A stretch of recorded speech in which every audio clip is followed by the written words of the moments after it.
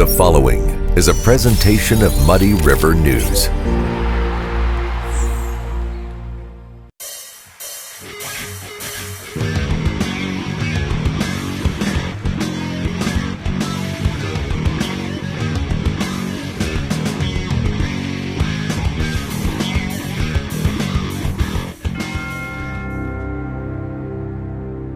I've had two stepdaughters go through the Quincy public school system, and it's a great system.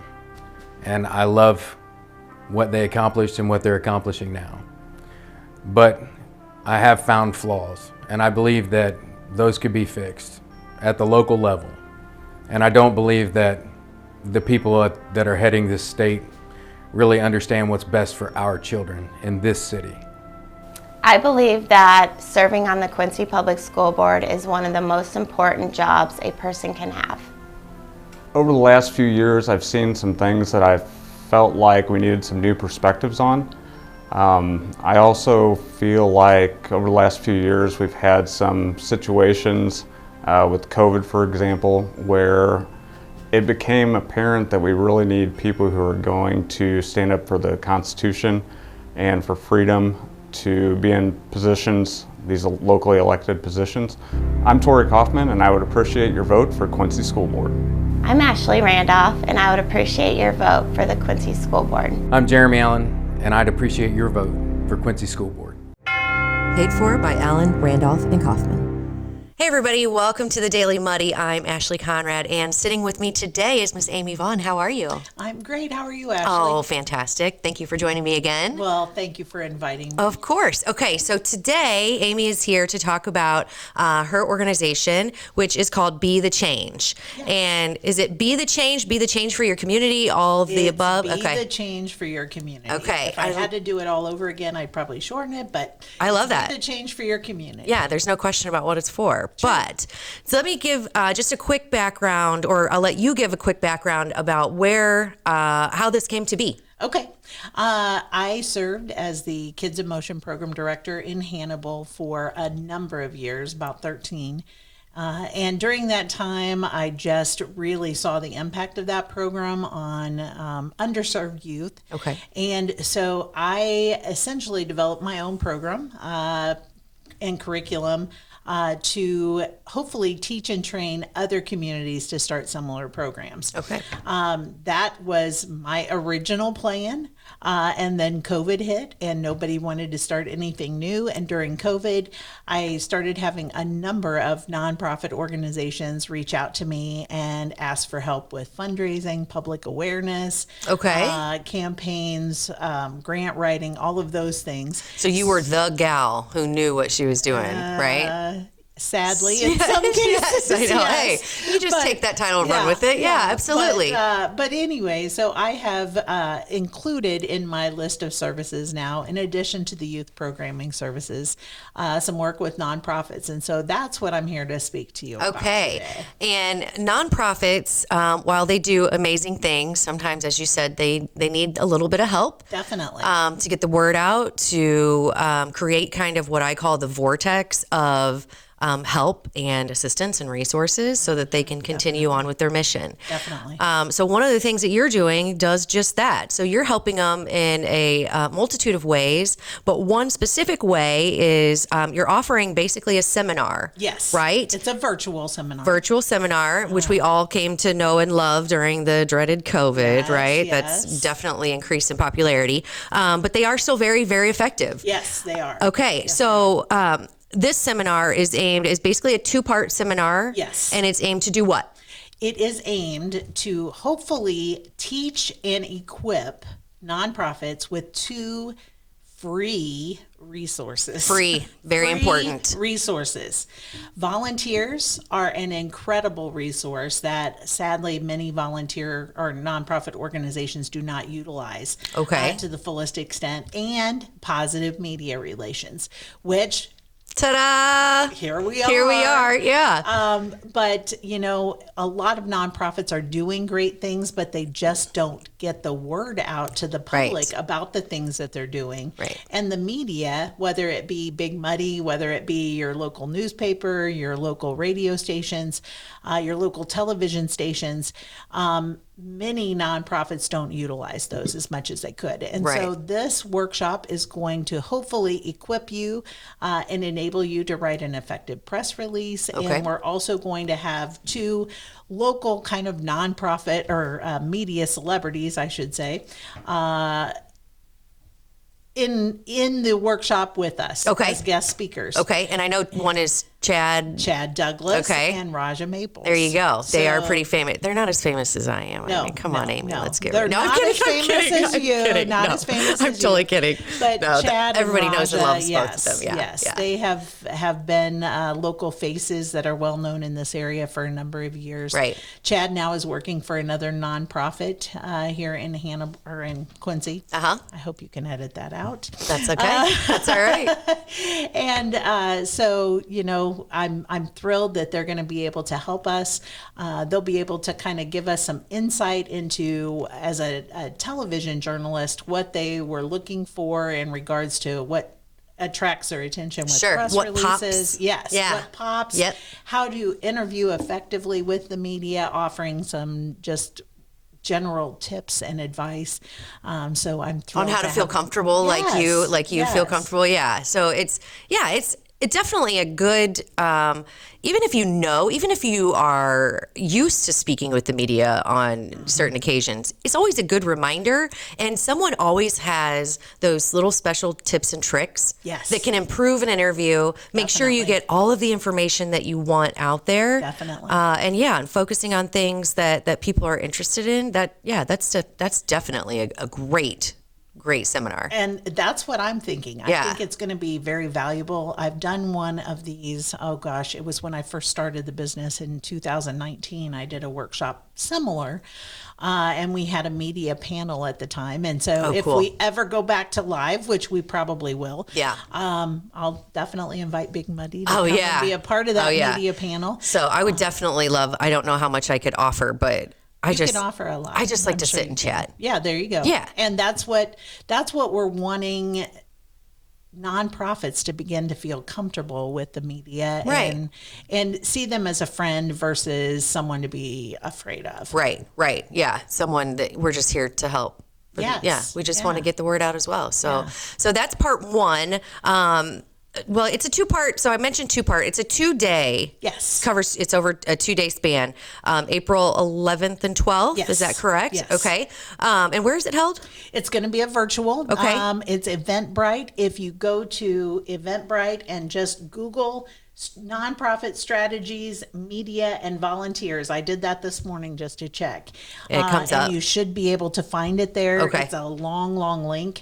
If you have any questions or have trouble finding it, don't hesitate to give me a call. My name is Amy Vaughn, and my number 573-231-1775. Perfect. Okay. So April 11th and 12th, and it is virtual. So that makes it a little bit easier on people who can't, get places. I mean, I know everybody's super busy. I hate that word, but it is, everybody has stuff going on, but this is going to be a very valuable resource. So not only are you talking about or giving tips and having others kind of help non-for-profit organizations get the word out, help them feel comfortable speaking to the media, but also how to create, again, that vortex of volunteers, the committees, the people, the feet on the street who actually help get things done. Yes. Because that is so, I can't imagine having an organization that's trying to, accomplish a mission or even, make step towards accomplishing it without having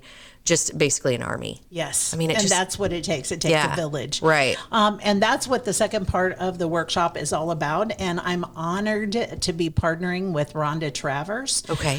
She's with Travers Training and Consulting out of St. Louis. I had the opportunity to meet her. So that's why we're drawing people from around the state to this workshop through the virtual means. But Rhonda is going to be talking about volunteer recruitment, volunteer management, and how to really capitalize on the manpower that you have. Absolutely.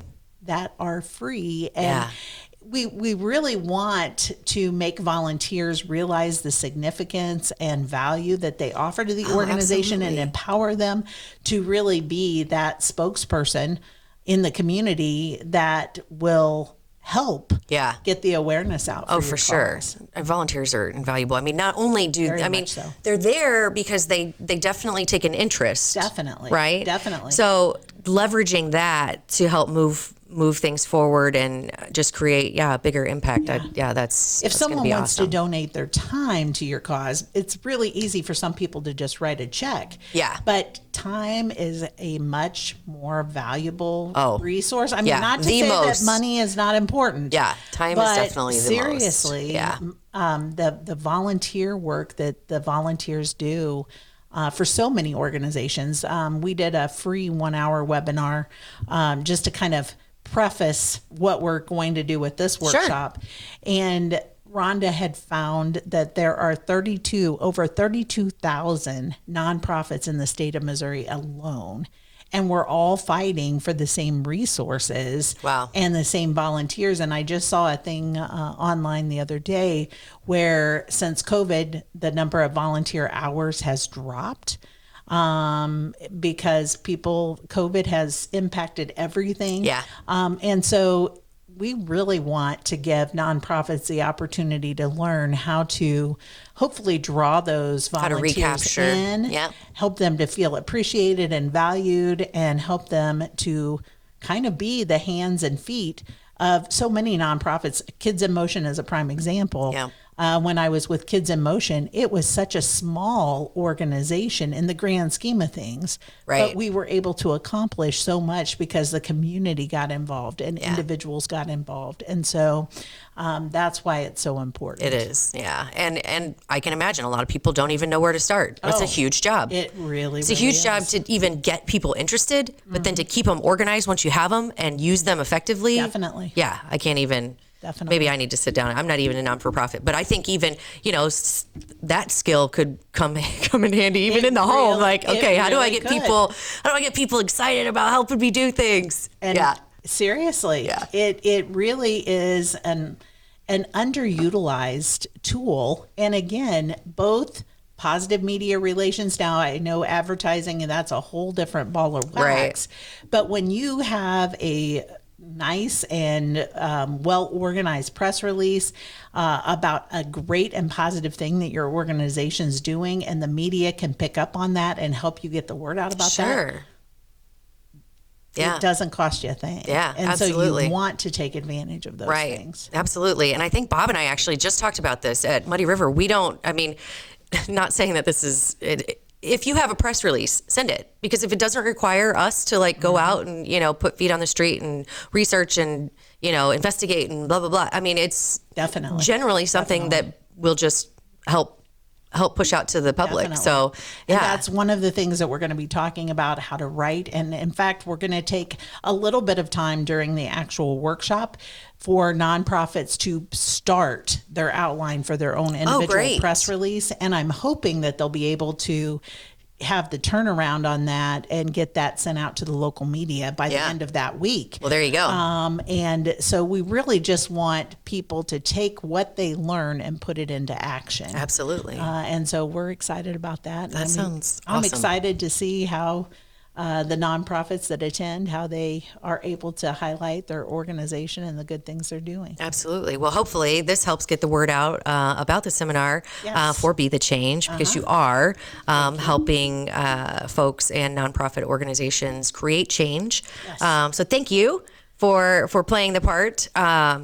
Again, tell us, so April 11th and 12th, it is virtual. Is there a time? Yes, for each day? 11:30 to 1. Okay. It's essentially lunch and learns. Perfect. So you grab your sandwich and just sit in front of your computer and hopefully learn a lot during that hour and a half. Again, Chad and Raja are going to be with us answering questions. And so I just think it's going to be a wonderful opportunity for nonprofits. I agree. And again, it's on Eventbrite. If you have problems accessing the event through Eventbrite, just call me 573 231-1775. And I do have a flyer that I will make sure and send to you. Yeah, absolutely. That has a link that you can just click on, and hopefully it'll take you to the Eventbrite location. So I don't know whether you can help Yeah. put I'm that sure. up. Yes, or absolutely. And anything then like that.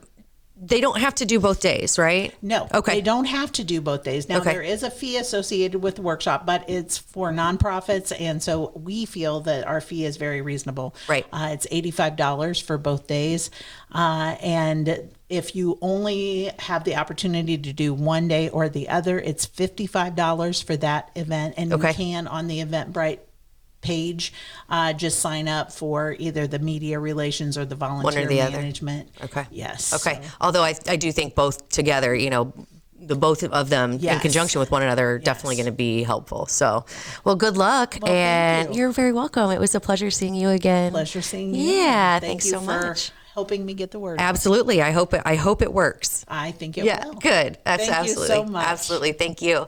Well, I think that does it for today's Daily Muddy. We'll catch you back here tomorrow.